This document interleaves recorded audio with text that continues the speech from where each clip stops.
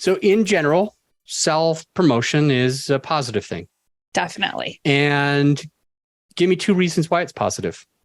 Give me a reason for you and give me a reason for your listener. Why is self-promotion positive?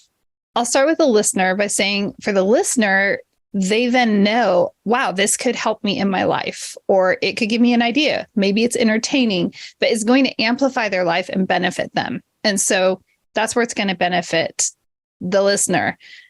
And think about this.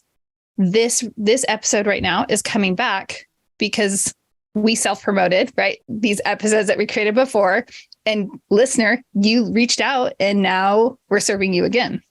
So, yeah. I mean, it definitely serves everybody well. And for me, it provides feedback. I'll give a few reasons, like provides feedback. And when we have that feedback coming back from other people, I don't know a human that isn't grateful for that and isn't a little excited to get back to, recording the next episode or the next 10 or whatever. Right. And so it fuels us and it drives our business. There is a behind the scenes, and that's not bad either. So let's talk about being a guest on somebody else's show. Okay. And or having a guest on your show and putting them in the same seat. So you're on someone else's show.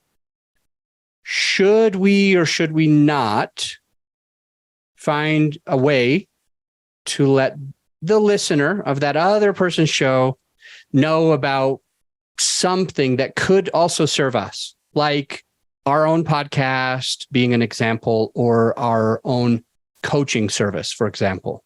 Should we do it on somebody else's podcast? And if so, how? I think that there is a fine line. And I've had some guests come on my show, and the way they have promoted has been so robust. And it's only happened a couple of times because I screen my guests fairly well. But they've kind of monopolized it and made it such just go back to this, go back to this, go back to this. And, go back to my podcast episode on this, or, check out my book or this. And so that becomes the focal point. And that to me is that's gross, because that becomes a distraction rather than something serving the listener.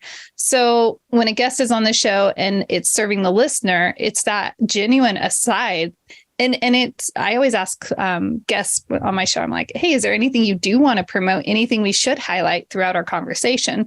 I'm getting that from them. So we can do that along the way in a very organic way without having to be like neon light in your face. But definitely at the end of the episode, for sure, there should be a place, in my opinion.